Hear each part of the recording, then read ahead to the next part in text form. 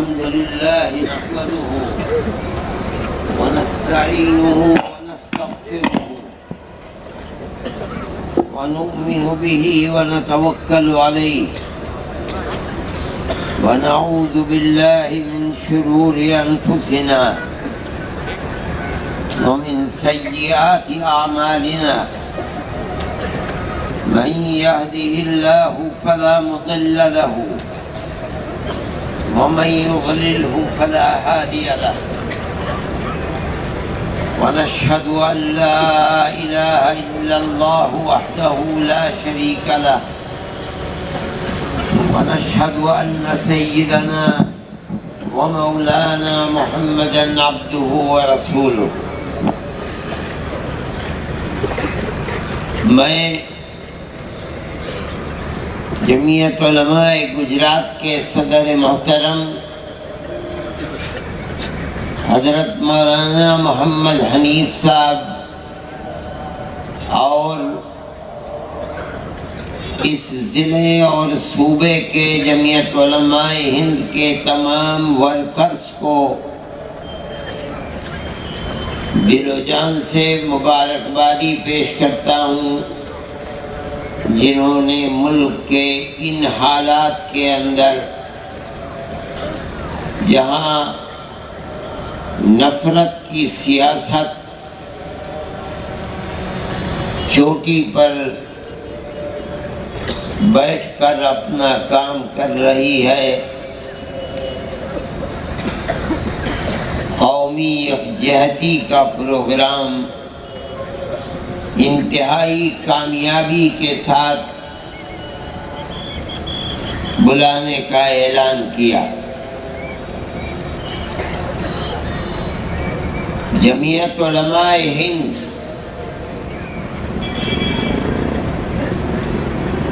آج سے نہیں بلکہ مکمل 100 سال سے تقریباً، اس کی عمر 99 سال ہے، 1919 میں بنی تھی اور یہ اب 2018 شروع ہو گیا۔ جمعیت علماء ہند کی ابتدا ہی ہندوستان کے اندر فرقہ پرستی کے مقابلے کے اندر پیار و محبت، اخوت و ہمدردی کو قائم کرنا ہے۔ جمعیت علماء ہند کی گھٹی کے اندر یہ بات پڑی ہوئی ہے کہ پیار و محبت ہی ہمارے اس ملک کی ریڑھ کی ہڈی ہے۔ ہمیں اس سے کوئی سروکار نہیں کہ برادری کیا ہے، کون اپنے آپ کو اونچا سمجھتا ہے، کون دوسروں کو نیچا سمجھتا ہے۔ جمعیت علماء ہند کے نظریے کے اندر یہ بات پیوست ہے کہ ہر آدمی، چاہے وہ کالا ہو، گورا ہو، مرد ہو، عورت ہو، دولت مند ہو، فقیر ہو، شہر میں رہتا ہو، گاؤں یا دیہات یا جنگل میں رہتا ہو، دنیا اس کو اونچی کاسٹ کا سمجھتی ہو یا نیچی کاسٹ کا سمجھتی ہو، ہمارا ایمان ہے، ہمارا نظریہ ہے، ہمارا وچار ہے کہ سب ایک ہی ماں باپ کی اولاد ہیں، سب ایک دوسرے کے بھائی ہیں۔ یہ اونچ نیچ کا ماحول کسی مذہب سے جڑا ہوا نہیں ہے، دنیا میں آ کر لوگوں نے اسے مذہبی شکل دے دی۔ جمعیت علماء ہند کے بنانے والے اور ماننے والے اس کو مذہبی شکل نہیں سمجھتے۔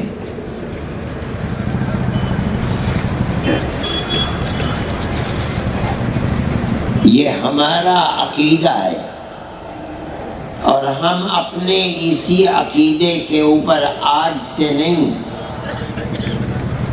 ہم 100 سال سے قائم ہیں۔ اگر اس سلسلے کے اندر قربانیوں بھری تاریخ ہے تو وہ صرف اور صرف جمعیت علماء ہند ہی کی تاریخ ہے، کسی اور پارٹی کے پاس تاریخ نہیں ہے۔ ہم اپنی اسی تاریخ کی وجہ سے زندہ ہیں، اور انشاءاللہ جب تک زندہ رہیں گے، میں کہتا ہوں قیامت تک زندہ رہیں گے اور یہ کام کرتے ہی رہیں گے۔ یہ ملک ہمارا ہے، ہم اسی ملک کے رہنے والے ہیں، ہم کہیں باہر سے نہیں آئے ہیں۔ ہندوستان کی کوئی برادری ایسی نہیں ہے جو اگر اپنے آپ کو وہ ہندو کہتی ہے تو اس برادری کے اندر مسلمان بھی ہیں، برہمن ہندو بھی ہے، برہمن مسلمان بھی ہے، ٹھاکر ہندو بھی ہے، ٹھاکر مسلمان بھی ہے، راجپوت ہندو بھی ہے، راجپوت مسلمان بھی ہے، پٹیل ہندو بھی ہے، پٹیل مسلمان بھی ہے۔ آپ ہندوستان کے کسی صوبے میں چلے جائیے، کسی برادری کو دیکھ لیجئے، اس کے اندر ہندو ہیں تو مسلمان بھی ہیں، اور ہو سکتا ہے کہ کرسچن بھی ہوں۔ یہ چیز یہ بتاتی ہے کہ ہمارے آبا و اجداد اس ملک کے اندر ایک ہی مذہب کے ماننے والے تھے، ایک ہی ریتی رواج پر چلتے تھے۔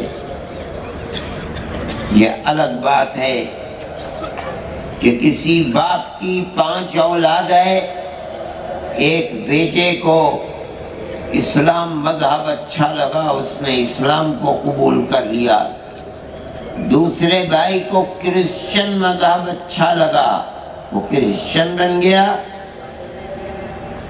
تیسرے بھائی کو سکھ مذہب اچھا لگا، وہ سکھ بن گیا، ایک بھائی اپنے آبا و اجداد ہی کے مذہب پر رہنا پسند کرتا تھا، وہ ہندو رہا، مورتی کی پوجا کرتا رہا، لیکن ہمارا اپنی زندگی اور رہن سہن پر ہمارے مذہبی جذبات کا کوئی دخل نہیں تھا، نہ کوئی لڑائی تھی، نہ کوئی جنگ و جدال تھا، نہ قتل و غارت گری تھی، نہ لوٹ مار تھا، اور نہ ہی ایک دوسرے سے خوف تھا۔ آج بھی بے شمار دیہات ایسے ہیں، ایک ہی برادری رہتی ہے، آدھے ہندو ہیں آدھی مسلمان ہیں، ہندو یہ کہتا ہے کہ یہ ہمارے بھائی ہیں، مسلمان کہتا ہے یہ ہمارے بھائی ہیں، اور ہر ایک یہ جانتا ہے کہ کون سا باپ تھا جس کی 2 اولاد تھی، ایک اولاد مسلمان ہو گئی، اس کی اولاد یہ ہے، ایک اپنے باپ کے دھرم پر رہی، اس کی اولاد ہمیں۔ مذہب کا یہ اختلاف آج بھی ان کے اندر آپس میں جنگ و جدال کا سبب نہیں ہے، ایک دوسرے کے ساتھ دکھ اور سکھ میں شریک رہتے ہیں۔ یہ ہندوستان کی تاریخ ہے، آج سے نہیں، تقریباً 1300 سال سے ہندوستان کی یہی تاریخ ہے۔ مذہب کی بنیاد، اسلام مذہب کی بنیاد 1400 کچھ سال کی ہے، 100 سال گزرنے نہیں پائے تھے کہ کچھ عرب ہندوستان میں آئے. ہمارے آبا و اجداد نے ان کی زندگی کو دیکھا، ان کی عبادت کو دیکھا، ان کے اچھے برتاؤ کو دیکھا، ان کی پیار و محبت کو دیکھا، امانت و دیانت کو دیکھا. ان کو وہ مذہب پسند آیا، لوگوں نے مذہب کو قبول کر لیا. مذہب کسی انسان کا اپنا نجی معاملہ ہے، اس کا دل کہتا ہے کہ یہ مذہب اچھا ہے، اس کا عقیدہ اچھا ہے، وہ اس عقیدے کو اپنی زندگی میں اتار لیتا ہے. لیکن اس کی وجہ سے جنگ و جدال نہیں تھا. لیکن یہ بدقسمتی کی بات ہے کہ ملک کی آزادی کے قریب قریب انگریز نے جنگ و جدال اور نفرت کے بیج کو بویا کہ اس مذہب کے ماننے والے ہم کسی دوسرے مذہب کے ساتھ نہیں رہ سکتے. ان کا بیج بویا ہوا آج اپنے برگ و بار ایک درخت بن گیا. ہم یہ سمجھتے ہیں، جس طرح ہم یہ جانتے ہیں کہ اس وقت رات ہے، ہمیں اسی طرح یقین ہے کہ ہمارے اس ملک میں جہاں بے شمار قومیں آباد ہیں، کوئی اپنے آپ کو ہندو کہتا ہے، کوئی نہیں کہتا ہے، کوئی کرسچن کہتا ہے، کوئی مسلمان کہتا ہے، اور قبائلی زندگی میں تو خدا جانے کتنے مذہب ہیں. اتنے مذہبوں کے ساتھ اس ملک کے اندر اگر ہمارا ملک بغیر پیار و محبت کے چلے گا تو برباد ہو جائے گا. ہمیں اپنے ملک سے محبت ہے. ہم یہ سمجھتے ہیں کہ ایک ہی راستہ ہے جس پر چل کر ہمارا ملک محفوظ رہ سکتا ہے، اور وہ ہے پیار و محبت، ایک دوسرے کے دکھ سکھ میں شریک رہنا. جمعیت علماء ہند کو ضرورت قومی یکجہتی کے پروگرام کرنے کی اسی لیے پڑ رہی ہے کہ جیسے جیسے زمانہ آگے بڑھ رہا ہے، ملک کے اندر پیار و محبت کی جگہ دشمنی، قتل و غارت گری، لوٹ مار سر چڑھ کر کے بول رہی ہے، اور حکومت اپنی جگہ کے اوپر خاموش ہے. ایسا معلوم ہوتا ہے کہ جو لوگ آگ لگا رہے ہیں اور آگ اگل رہے ہیں، حکومت کے چشم و ابرو کے اشارے پر ہو رہا ہے. کوئی آدمی کہتا ہے کہ ہم نے گاندھی جی کو مارا ہے، ہم ہندو سبھا کے لوگ ہیں اور ہم اسی طرح ماریں گے. ویڈیو کے اوپر ایک بے قصور آدمی کو، ملازم کو، مزدور کو بلایا جاتا ہے، قتل کر دیا جاتا ہے. گائے کے نام کے اوپر مسلمان کو قتل کیا جا رہا ہے. کرسچنوں کے گرجا گھروں میں آگ لگائی جا رہی ہے، اور حکومت، وہ لوگ جو بول رہے ہیں جلسوں کے اندر کہ ہم مسلمان عورتوں کے اوپر بڑا ظلم ہو رہا ہے، ہم انہیں 3 طلاق سے نجات دلانا چاہتے ہیں، ان کی زبان بند ہے، وہ اس ظلم و زیادتی کے اوپر کبھی نہیں بول سکتے. اس کا مطلب ہے کہ جو ہو رہا ہے ٹھیک ہو رہا ہے، ہم کرا رہے ہیں، ہمارا ملک ہے، ہماری طاقت ہے، ہماری حکومت ہے. ملک میں وہی رہے گا کہ جو ہمارے نظریے کے اعتبار سے چلے گا. نہ کوئی دوسرا مذہب ہوگا، نہ کوئی دوسرا پرسنل لا ہوگا. جس کو رہنا ہے ہندوستان میں ہندو ماترم کہنا ہے۔ ہم یہ سمجھتے ہیں کہ یہ چیز اس ملک کی گلی گلی کوچے کوچے خون بہانے والی، آگ لگانے والی چیز ہے۔ لوگ یہ کہتے ہیں جو 70 سال میں کہنے والے لوگ پیدا نہیں ہوئے تھے، آج کھڑے ہو کر کے کہہ رہے ہیں کہ ہم 20 کروڑ مسلمان اور 6 کروڑ کرسچنوں کو اپنے گھر واپس لائیں گے۔ یعنی 20 کروڑ مسلمانوں کو ہندو بنائیں گے، 6 کروڑ کرسچنوں کو ہندو بنائیں گے۔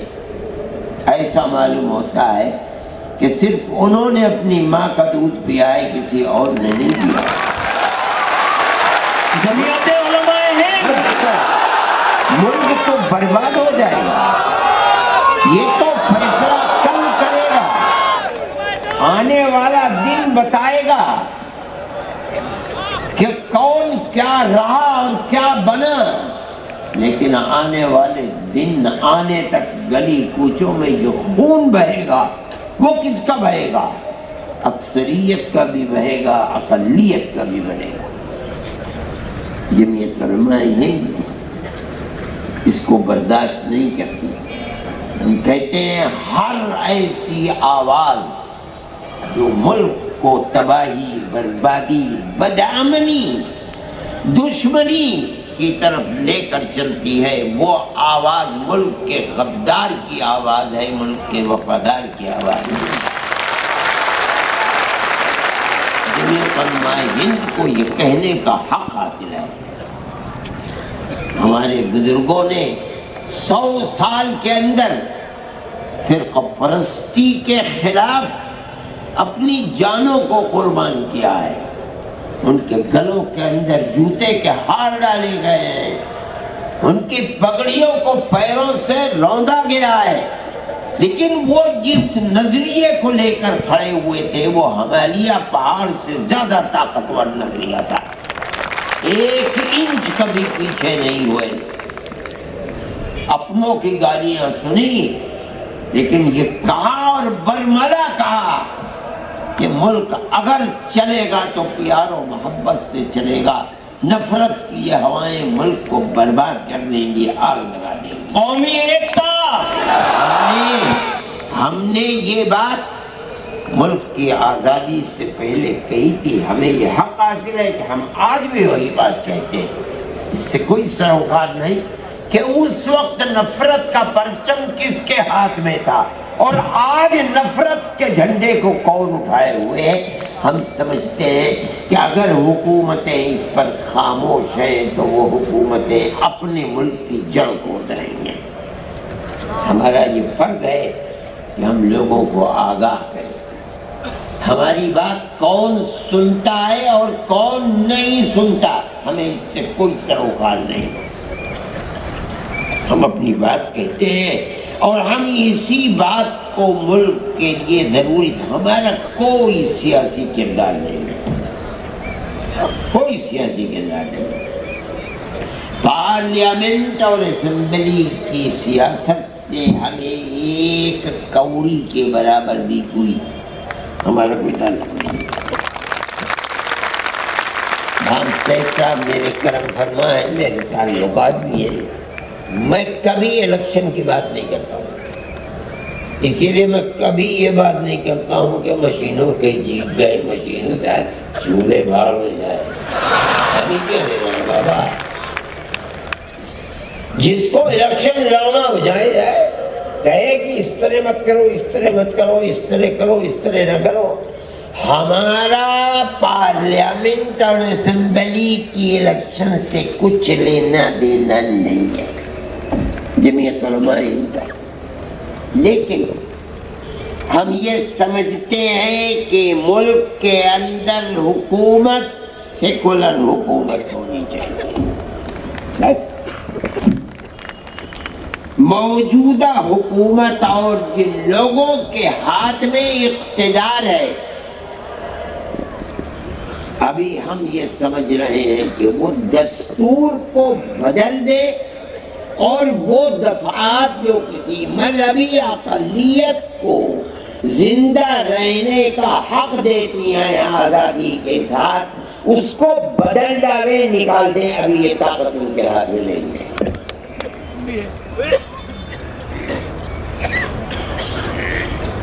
ہم کہتے ہیں نہیں، یہ بہت اللہ کی کرپا ہے، عنایت ہے اگر نہیں ہے، لیکن اگر خدا نخواستہ آ گئی، ہم جو سیکولرزم کو ضروری سمجھتے ہیں وہ صرف اس لیے ہم یہ مانتے ہیں کہ ہم بحیثیت ایک مذہبی اقلیت کے ہندوستان میں اگر زندہ رہ سکتے ہیں تو سیکولرزم ہی میں زندہ رہ سکتے ہیں، ہندو اسٹیٹ بنے گا تو نہیں رہے گا۔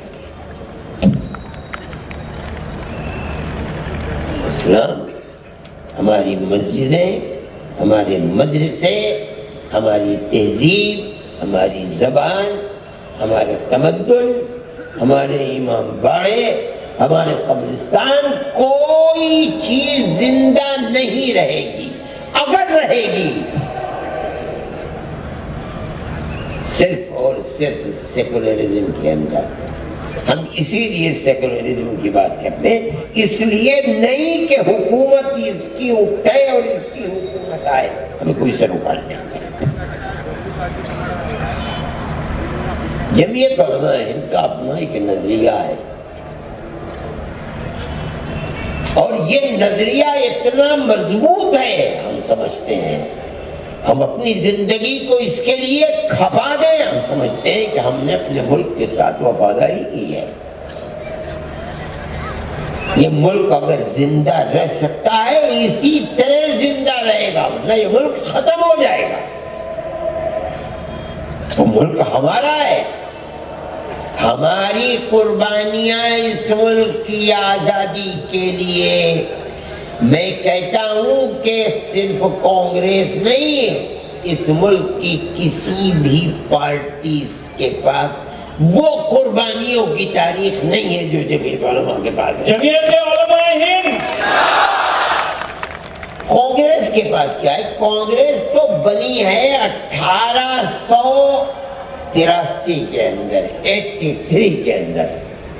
پہلا اجلاس اس کا 1885 میں ہوا ہے۔ علماء کا زندگی ملک کی آزادی کے لیے وہ 1803 سے شروع ہوئی ہے، جس دن انگریز نے یہ دعویٰ کیا تھا دلی کے اندر کہ حکومت بادشاہ سلامت کی، خلق خدا کی، لیکن حکم آج سے ایسٹ انڈیا کمپنی کا ہے۔ اس دن حضرت شاہ ولی اللہ صاحب محدث دہلوی کے بڑے صاحبزادے حضرت شاہ عبدالعزیز صاحب محدث دہلوی نے یہ اعلان کیا تھا کہ ملک آج غلام ہو گیا، اس کو آزاد کرنے کے لیے جہاد کرنا ہر ایک کے اوپر فرض ہے۔ یہ پہلی آواز تھی ملک کے اندر آزادی کی، اور مولانا نے اس کے بعد کام کیا، بڑی قیمت ادا کرنی پڑی۔ آپ کو اپنی تاریخ آباء و اجداد کی معلوم نہیں ہے، مولانا کی جائیداد خاندانی ساری انگریز نے قرض کر لی، ان کو زہر دے دیا، وہ اندھے ہو گئے، ان کو شہر سے نکال دیا۔ پھر کچھ لوگوں نے سفارش کی، مگر وہ ایسا مرد مومن تھا، ہر چیز برداشت کی، مگر اپنے اس اسٹینڈ اور موقف سے ایک انچ بھی پیچھے نہیں ہٹا، بلکہ جب تک زندہ رہا اپنی خاندان اور اپنے شاگردوں کے اندر اس روح کو پھوٹتا رہا۔ وہ سن 1824 میں ان کا انتقال ہوا۔ انہی کے خاندان کے شاہ اسماعیل شہید اور انہی کے متوسلین میں سید احمد شہید رہے بریلوی، ان دونوں نے جھنڈے کو اٹھایا اور سن 1831 میں پہلا جہاد بالا کوٹ کے میدان میں ہوا۔ ابھی تک کانگریس کا وجود بھی نہیں تھا۔ پھر جب وہاں شکست ہو گئی تو دوسرا جہاد 1857 میں آ کر کے، جس میں حضرت نانوتوی، حضرت گنگوئی، پیرزادہ شہید حاجی امداد اللہ، یہ لوگ تھے، اسی خانوادے کے لوگ تھے، انہی کے خوشہ چین تھے، انہی کے شاگردوں کے شاگرد تھے۔ انہوں نے دوبارہ یہاں آ کر کے دلی میں، مراد آباد میں، میرٹھ میں، سہارنپور میں، پنجاب میں، سنبھل میں ایک آگ لگا دی۔ یہ الگ بات ہے کہ پھر یہاں بھی آ کر کے ہار گئے، انگریز طاقت پکڑ چکا تھا، ابھی تک کہیں کوئی وجود نہیں ہے۔ اب ضرورت تھی 1857 کے اندر، مورخ کہتا ہے، تاریخ ہے، روح روشن مستقبل، روشن مستقبل، ان کتابوں کو اب کوئی لوگ جانتے ہی نہیں ہیں، کتب خانوں کے اندر ہیں، انہیں پڑھو۔ صرف دلی کے اندر سن 57 کے اندر 33,000 علماء کو پھانسی دی گئی ہے۔ یہ مسلمان کی تاریخ ہے، ابھی تک کوئی وجود نہیں تھا۔ اب ضرورت تھی کہ فیکٹری بنائی جائے جہاں مجاہدوں کو پیدا کیا جائے۔ مجاہد تو ختم ہو گئے، اور انجام یہ ہوا کہ باپ مر گیا، پھانسی دے لگ گئی، اور اولاد یتیم گھر سے باہر، اس لیے کہ ماں کے پاس کچھ کھانے کو نہیں ہے۔ اب وہ اولاد جس کا باپ انگریز کی دشمنی میں سولی پر لٹک گیا، اسی کی اولاد کو انگریز ہاتھ پکڑتا ہے اور کہتا ہے کہ ہمیں دو، ہم اس بچے کو پڑھائیں گے مفت، لکھائیں گے مفت، اور اس کو عالم بنا کر کے ہم ملازمت دیں گے، اسکول میں پڑھائیں گے۔ اور ماں اپنی چھاتی پر پتھر رکھ کے اپنی اولاد، کم از کم یہ تو بچ جائے گا، ہم مر جائیں گے بھوکے۔ جب عام معافی کا اعلان ہوا تو اب حضرت نانوتوی اور حضرت گنگوہی رحمت اللہ علیہما نے دیکھا، حضرت حاجی صاحب تو پہنچ گئے تھے مکہ معظمہ،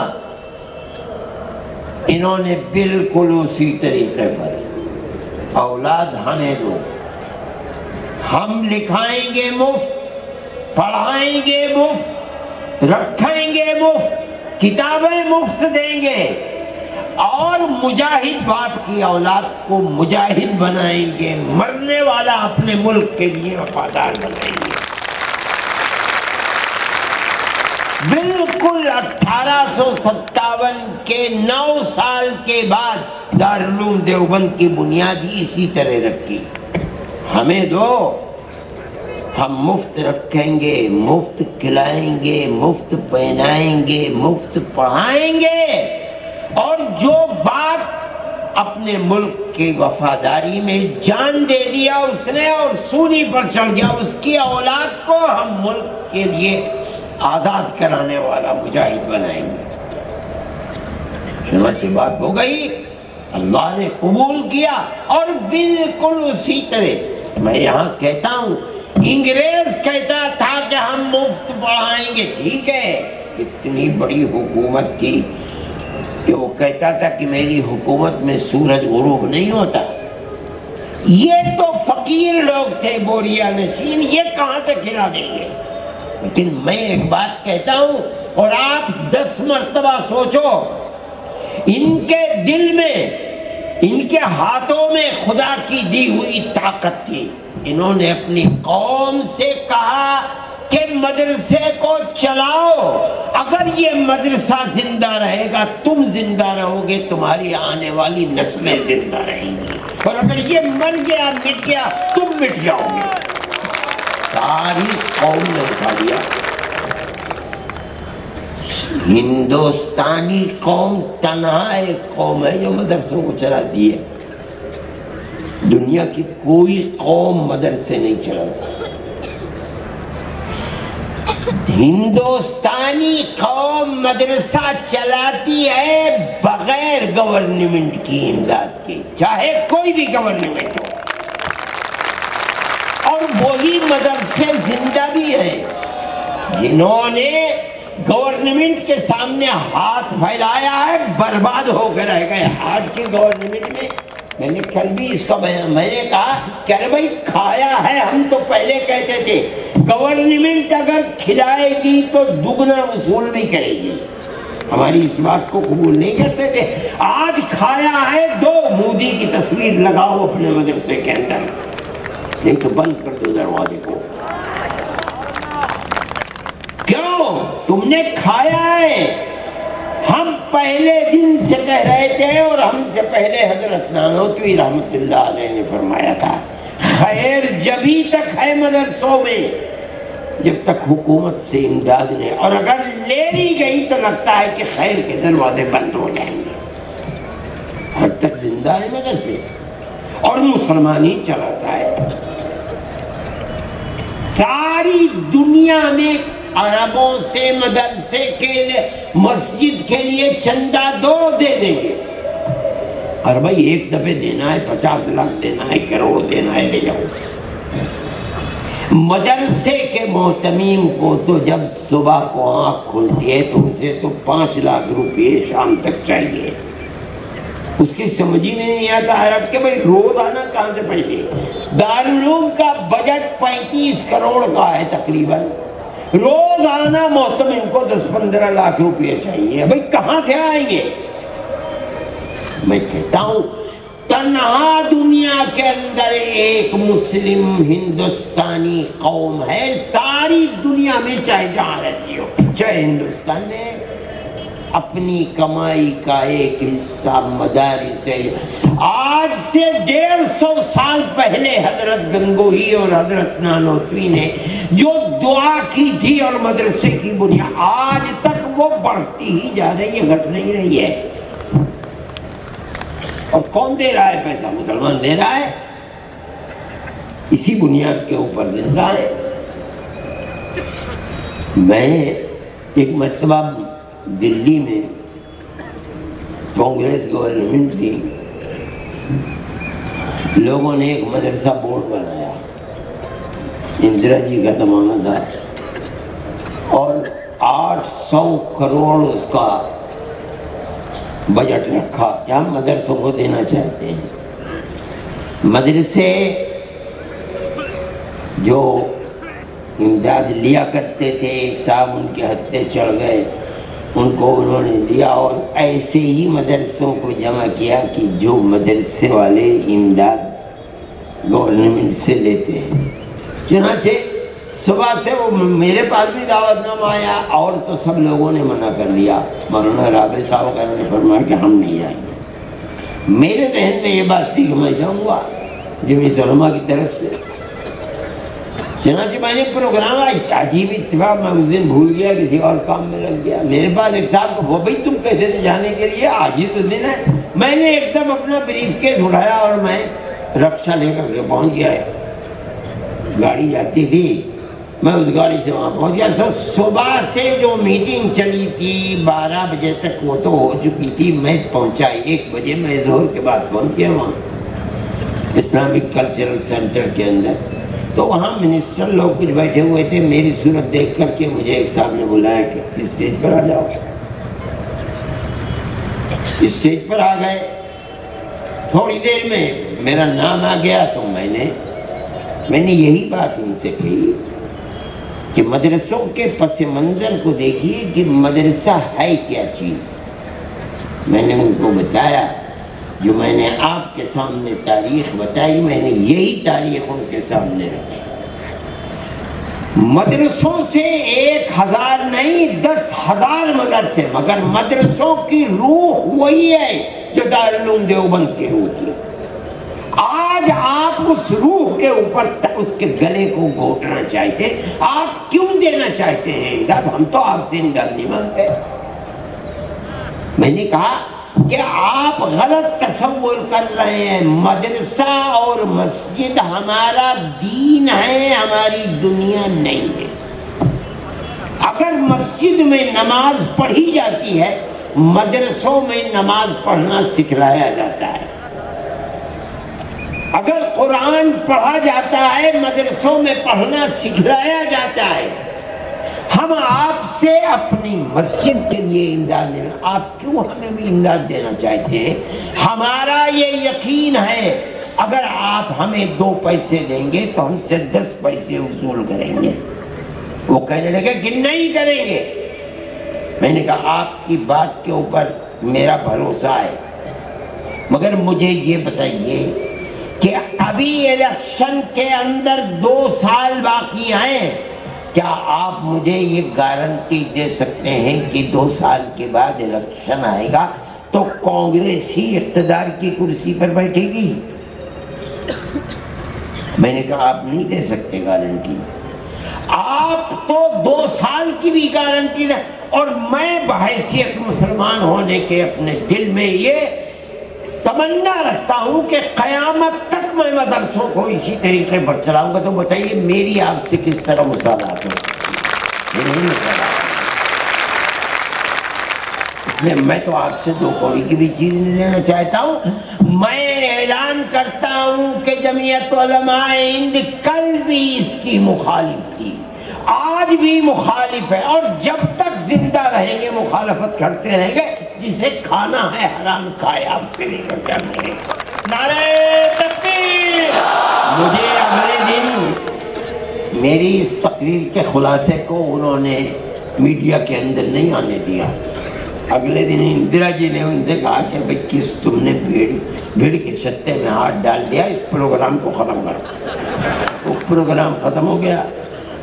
اتفاق سے میں کچھ دنوں کے بعد کسی صاحب کے کام سے کپل سبل وزیر تعلیم دے، میں ان کے یہاں پہنچا، ان کا کام لے کر کے وہ مجھے لے کر کے بیٹھ گئے، بھائی کیوں مخالفت کرتے ہو اور کیا ہے، ہم تو بڑھانا چاہتے ہیں۔ دیکھیں میں نے ان سے یہ بات کہی کہ دیکھیے آپ کی کانسٹیٹوئنسی میں کتنی مسجدیں ہیں؟ کہا مجھے تو معلوم نہیں۔ میں نے کہا اچھا ہندوستان میں 1 لاکھ مسجدیں ہوں گی؟ کہا کہ اس سے بھی زیادہ ہوں گی۔ میں نے کہا کہ مجھے ہر مسجد کے لیے 1 امام اور 1 مؤذن چاہیے، اور ہر مدرسے کے لیے 1 مفتی چاہیے۔ آپ مجھے دے دیجئے، کہ میں تو نہیں دے سکتا ہوں۔ میں نے کہا صحیح بات ہے، ہماری اسی ضرورت کو یہ مدرسے پورا کرتے ہیں۔ آپ ہم سے یہ کہیے کہ ہم کالج بنا دیں، ہم آپ کو کالج بنا کے دے دیں گے۔ آپ ہم سے کہیے آئی ٹی او بنا دو، ہم آپ کو آئی ٹی او بنا دے دیں۔ آپ ہم سے کہیے یونیورسٹی بنا دو، ہم آپ کو یونیورسٹی بنا کر کے دیں۔ کہنے نہیں، ہم تو یہ چاہتے ہیں کہ ان مدرسوں کو یونیورسٹیوں کی تعلیم کے لیے پلیٹ فارم بنائے۔ میں نے کہا ہماری آپ سے مصالحت نہیں ہے، ہم نہیں کریں گے۔ مدرسے ہم آپ کے ہاتھ میں نہیں دیں گے، مدرسے ہمارے بزرگوں نے بنائے ہیں، ہمارے پاس امانت ہے، ہم جب تک زندہ رہیں گے خود چلائیں گے، ہم آپ سے بھیک لیں۔ جو بھیک مانگنا چاہتا ہے بھیک لے، آپ دیجیے، اس کو ہم نہیں مانگتے۔ بات ختم ہو گئی۔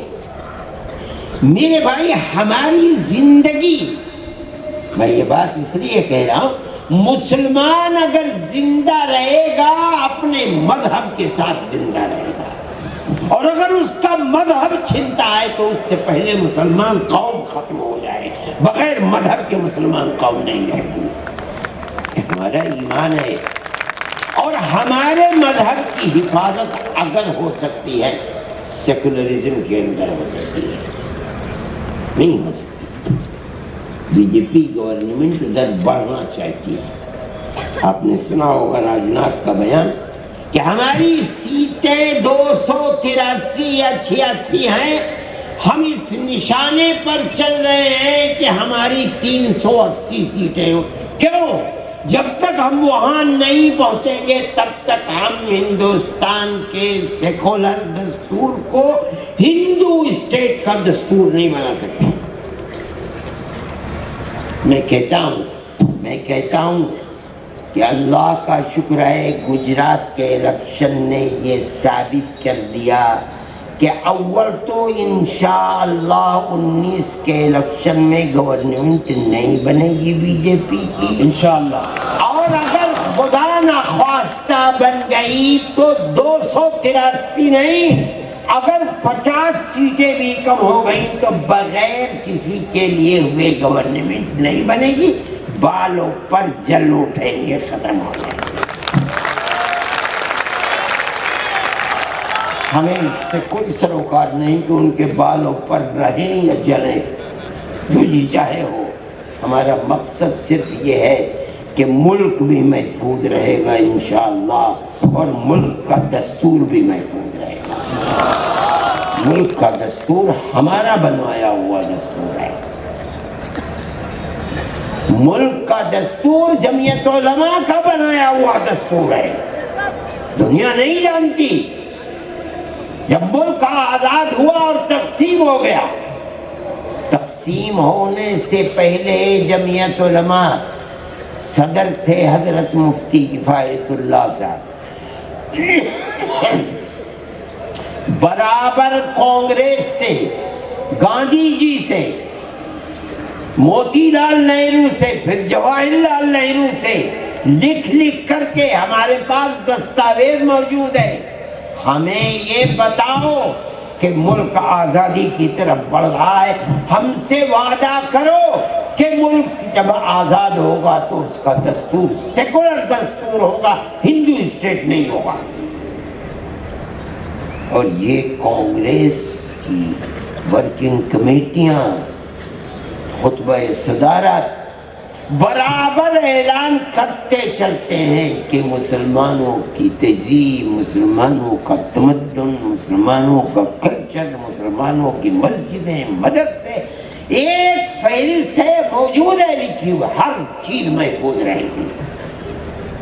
ہم بار بار یہ عہد و پیمان کانگریس سے لیتے چلتے ہیں یہاں تک کہ ملک آزاد ہوا. بدقسمتی ہے ملک کی، ہماری بدقسمتی ہے کہ آزاد ہوا اور تقسیم ہو گیا. جب تقسیم ہوا ایک طاقت اٹھی کہ مسلمانوں نے اپنے ملک کو تقسیم کرایا اور اپنا حصہ اسلام کے نام پر لے لیا. اب ہندوستان ہندو اسٹیٹ بنے گا اور گاڑی چلنے لگی. جمعیت علماء ہند پکڑ کر بیٹھ گئی گاندھی جی کو، پوری کانگریس گورنمنٹ کو، جو بڑے بڑے لوگ تھے، اور کہا کہ ہم سے وعدہ کیا تھا کہ ملک آزاد ہوگا، ملک کا دستور سیکولر دستور ہوگا، جو وعدہ کیا تھا اس کو پورا کروں گا. اگر ملک کے تقسیم پر دستخط کیے، تم نے دستخط کیے، ہم نے دستخط نہیں کیے، مجرم تم ہو، ہم مجرم نہیں. جمعیت علماء ہند کی یہ آواز اتنی مضبوط اور جاندار آواز تھی کہ کانگریس پارٹی اس کے سامنے جھکی اور ملک کو سیکولر دستور ملا ہے. جمعیت علماء ہند ہم اس دستور کو اپنا دستور سمجھتے ہیں، اپنے ملک کا دستور سمجھتے ہیں. آج بدبختی ہے ملک کی کہ بی جے پی اور آر ایس ایس اسی سیکولر دستور کو آگ لگانا چاہتی ہے.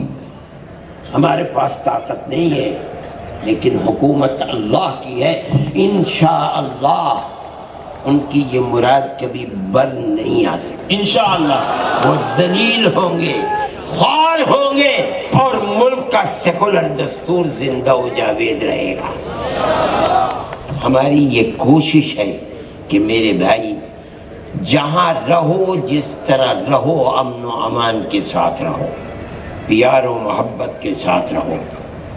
جمعیت علماء ہند تفریقے کی، نفرت کی سیاست کو اپنے لیے، ملک کے لیے، اکثریت کے لیے، اقلیت کے لیے بربادی کی چیز سمجھتی ہے. ہمارا یہ کردار بھی نہیں ہے. جمعیت علماء ہند مقدمات لڑتی ہے، ہم مسلمانوں کی بھی مقدمات لڑتے ہیں، ہندوؤں کے بھی لڑتے ہیں. وہ لوگ جن کو پھانسی کی سزائیں ہوئیں وہ مسلمان بھی ہیں، ہندو بھی ہیں. جمعیت علماء ہند نے جس طرح کتنے مسلمان جو پھانسی کی سزا جن کو ہو گئی تھی ان کو آزاد کرائے، 5 ہندوؤں کو بھی پھانسی کی سزا سے آزاد کرایا ہے۔ جمعیت علماء کے نزدیک ہندو مسلم کوئی چیز نہیں ہے، ہم سب اسی ملک کے رہنے والے ہیں۔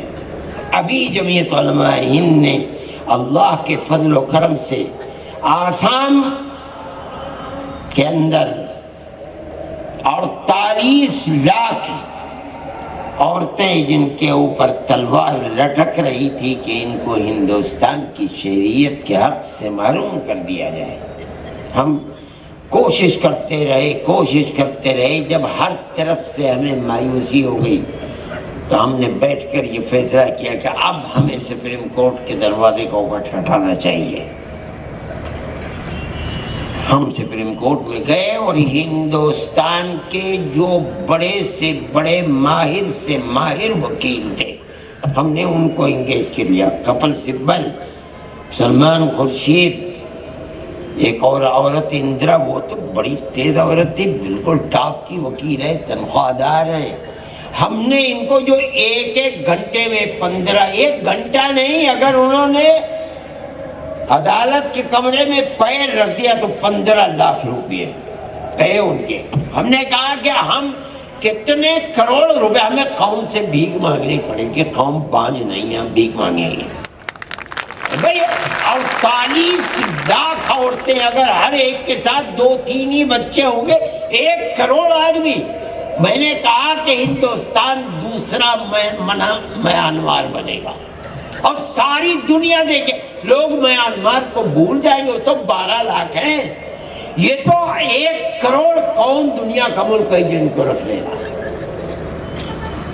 جس دن فیصلہ آنا تھا، اس لیے کہ آسام کی گورنمنٹ تو کلیا میں گڑ گھولنا چاہتی تھی، کسی کو پتا نہ چلے۔ میں نے یہ طے کیا جس دن سے فیصلہ عدالت کے اندر کیس آئے گا اس سے 1 دن پہلے ہم ایک پریس کانفرنس کریں دلی کے اندر، چنانچہ ہم نے کی اور آسام کے کچھ سیکولر مائنڈ ہندوؤں کو بھی بلایا اور پوری طاقت سے اتنی بڑی پریس کانفرنس۔ یہ لوگ مجھ سے کہتے لگے ارے بھائی یہ تو پرائم منسٹر کیا بھی ایسی پریس کانفرنس۔ میں نے کہا ہمارا مقصد ہے، اور ہم نے اس پریس کانفرنس ساری دنیا کے پریس کو بلایا، الیکٹرانک میڈیا کو بلایا، اور ساری دنیا میں شور مچ گیا، ہلچل مچ گئی۔ سپریم کورٹ کا فیصلہ کیسے اس کے خلاف آ سکتا ہے؟ 2, 4, 5 دن کے بعد فیصلہ آیا اور 100% ہمارے حق میں آیا۔ جمعیت علماء ہند میں کہتا ہوں کہ اس فیصلے کے اندر 25 لاکھ مسلمان عورتیں اور 22 لاکھ ہندو عورتوں کو اس سے سکھ سویدھا ملی ہے۔ جمعیت علماء ہند کا یہ کردار ہے۔ ہمارا کوئی مسئلہ نہیں ہے کہ یہ ہندو ہو یا مسلمان ہے، ہم تو سب کی مصیبت کے اندر مدد کرتے ہیں۔ آج بھی ہم نے آسام کے، یہ بہار کے وہ لوگ جو پچھلے مرتبہ ابھی 2-3 مہینے پہلے سیلاب آیا اور اس کے اندر مرے، میں نے یہ تاکید کر دی کہ بھئی آپ مسلمان اور ہندو دونوں کے لیے کام کریں۔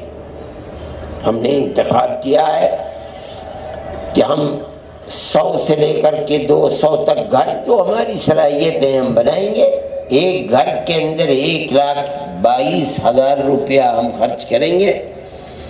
میں نے ان عورتوں کا انتخاب کیا ہے جو یتیم بچوں کی پرورش کر رہی ہیں، باپ کا سایہ اٹھ گیا، شوہر نہیں ہے، ہم نے 200 عورتوں کا انتخاب کر دیا، اور میں نے اپنے آدمی کو بھیج کر کے کہا کہ ہر ایک کا اکاؤنٹ کھلوا لو، اگر نہیں ہے، اگر کھلا ہوا ہے تو ان کے اکاؤنٹ نمبر دو۔ ہم پہلے مرحلے پر ہر عورت کے پاس 40,000 روپیہ بھیجیں گے اور ان کو 5 مہینے کی مہلت دیں گے، خرچ کرنے اس روپیے کو وہاں، ہم پھر دوسرے قسط بھیجیں گے، جب وہ بھی تو ہم تیسری قسط بھیج کر کے 1,22,23,000 میں پورا کر دیں گے. اس میں ہندو بھی ہیں، مسلمان بھی ہیں. جمعیت علماء کے یہاں ہمارے ذہن کے اندر ہندو اور مسلمان الگ ہم نہیں سمجھتے ہیں. یہ ہمارے بزرگوں کی وراثت ہے جو ہم تک پہنچی ہے. ہمارا اس سے کوئی تعلق نہیں ہے. کون ہندو ہے کون مسلمان ہے. میں آپ سے بھی کہتا ہوں کہ میرے بھائی، جس طرح آگ کو آگ سے نہیں بجھایا جا سکتا، یاد رکھیے فرقہ پرستی کو آپ فرقہ پرستی سے کبھی نہیں بجھا سکتے. اگر آپ چاہتے ہو کہ فرقہ پرستی کو دفن کرو تو آپ کو پیار و محبت کی بارش برسانی پڑے گی. کبھی آپ بھی زندہ رہو گے تبھی اکثریت بھی زندہ رہے گی. آپ چاہے بازار میں ہیں، چاہے دکان میں ہیں، چاہے اپنی کھیت باڑی کے اندر ہیں، اپنے باغیچے میں ہیں، اپنے گاؤں میں ہیں، اپنے شہر میں ہیں، اپنے دکھ اور سکھ میں برادران وطن کو بلائیے، ان کی گانیوں کو سنیے، مگر پیار و محبت کے دامن کو نہ چھوڑیے. ملک کی آبادی کے لیے یہ وہ بنیادی پتھر ہے جس کے بغیر ملک آباد نہیں ہو سکتا. میرے بھائی، میں تو بہت بیمار ہوں. تقریباً 8-10 دن ہو گئے میں تو سبق میں بھی نہیں گیا. کل صبح پہلی مرتبہ 10 دن کے بعد مسجد گیا تھا. میں نہیں سمجھتا تھا کہ میں یہاں آ بھی پاؤں گا، ورنہ میری طبیعت خراب تھی. میں مولانا حنیف صاحب کے حکم کی تعمیل میں کہ پہلے جو تاریخ رکھی تھی، میں اس میں سعودی عرب کا ایک سفر پیش آ گیا کانفرنس میں. اچانک میں وہاں چلا گیا. اب اس کو میں نہ آتا یہ کیسے ممکن تھا. میں آیا، خدا نے جو توفیق دی میں بولا. میرے اندر طاقت نہیں ہے. میں ان حضرات کا اور آپ سب کا شکر گزار ہوں کہ آپ نے جمعیت علماء ہند کی آواز کے اوپر لبیک فرمائی. اللہ تعالیٰ سے دعا کیجئے کہ اللہ اس ملک کو آباد رکھے. آمین. اللہ تعالیٰ اس ملک کے اندر پیار و محبت کو پروان چڑھائے.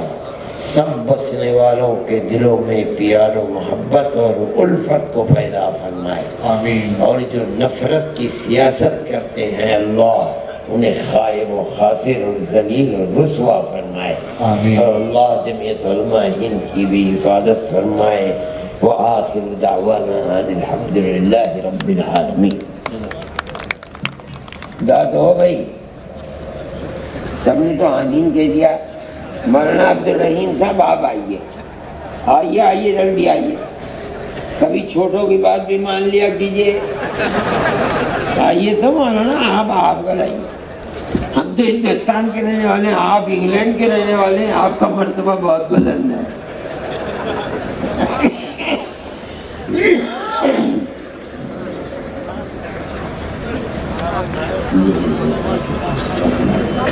تمام مہمانوں سے گزارش ہے کہ دعا کی اللہم انا نشہدک انت اللہ لا الہ الا انت الاحد الصمد الذي لم يلد ولم يولد ولم يكن له كفوا احد. اللهم صل على سيدنا عبدك ورسولك محمد النبي الأمي وعلى آله وأصحابه وأهل بيته وبارك وسلم كما تحب وترضى عدد ما تحب وترضى. اے اللہ، ہمارا ایمان ہے کہ آپ ہی ہمارے اللہ ہیں. اے اللہ، آپ کا کوئی شریک نہیں ہے. اے پروردگار، ساری دنیا آپ کی محتاج ہے، آپ کسی کے محتاج نہیں ہے. اے اللہ، نہ آپ کی کوئی ماں ہے، نہ آپ کا کوئی باپ ہے، نہ آپ کی کوئی اولاد ہے. اے اللہ، ہمارا ایمان ہے کہ آپ جیسا کوئی نہیں ہے. اے پروردگار، ہمارے آقا حضرت محمد صلی اللہ علیہ وسلم پر بے حساب رحمت نازل فرما. اے اللہ، ان کے اہل بیت پر، ان کی ازواج مطہرات پر، ان کی آل پر بے حساب رحمتیں نازل فرما، ان کے صحابہ پر بے حساب رحمتیں نازل فرما۔ اے اللہ ان کے صدقے میں ہمارے بیماروں کو شفا عطا فرما۔ اے الہ العالمین پریشان حال لوگوں کی پریشانی کو دور فرما۔ اے پروردگار جو قرض میں مبتلا ہے انہیں قرض سے سبکدوش فرما۔ اے اللہ رزق حلال عطا فرما، ہر حرام کی نفرت ہمارے دلوں میں راسخ فرما۔ ہمیں ہمارے بچوں کو بچیوں کو عفت و پاک دامنی عطا فرما، حیا ایمانی عطا فرما۔ اے پروردگار آنے والی نسلوں کو بھی دین و ایمان پر ثابت قدمی عطا فرما۔ اے الہ العالمین امن و امان کو قائم فرما۔ اے اللہ ملک میں سب بسنے والوں کے دلوں میں پیار و محبت پیدا فرما۔ ہمارا ایمان ہے اے اللہ اپنے بندوں کے دل آپ ہی کے قبضے قدرت میں ہیں، آپ جس کے دل کو جدھر چاہیں پھیر دیں۔ اے اللہ ہمارے دلوں کے اندر ہر ایک کو دوسرے کی پیار و محبت پیدا فرما، ہماری پرانی تاریخ کو زندہ فرما۔ جس طرح ہم ہمیشہ سے ہر جگہ پیار و محبت کے ساتھ رہتے چلے آئے ہیں، اے اللہ پیار و محبت پیدا فرما، اور جو لوگ نفرت کے بیج بو رہے ہیں ان کی کمر کو توڑ دے، خائب و خاسر فرما، ذلیل و رسوا فرما۔ اے پروردگار ہماری مدرسوں کی حفاظت فرما، ہماری مسجدوں کی حفاظت فرما۔ اے پروردگار جو لوگ دین کا کام کر رہے ہیں ان کی حفاظت فرما۔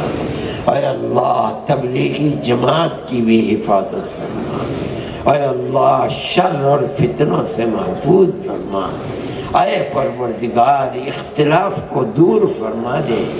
اے پروردگار ہم رات اور دن آپ کی رحمت کے محتاج ہیں، ہمارے گناہوں کی وجہ سے اپنی رحمت سے ہمیں محروم نہ فرما۔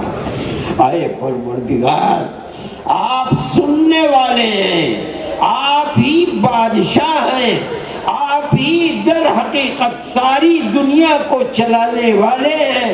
اے اللہ ہمارے گناہوں کی مغفرت فرما، ہمیں اپنے فضل و کرم سے نواز۔ جن لوگوں نے جس طرح بھی اسی اجتماع کے اندر جتنی بھی مدد کی ہے، حصہ لیا ہے، اے اللہ شرف قبولیت سے نواز دے، اور اس اجتماع کو اس صوبے کے لیے، اس شہر کے لیے، اپنے اس ملک کے لیے اے پروردگار رحمت کا سبب بنا، اور شرور و فتن سے سب کو محفوظ فرما۔ اے اللہ ہماری دنیا کو بھی آباد فرما، ہماری آخرت کو بھی آباد فرما۔ اے الہ العالمین حسن خاتمہ میسر فرما، اور میدان محشر میں نبی کریم علیہ السلام کی شفاعت میسر فرما، اور اپنی جنت میں جگہ عطا فرما۔ وصلی اللہ تعالی علی خیر خلقہ سیدنا محمد وعلی آلہ واصحابہ اجمعین برحمتہ۔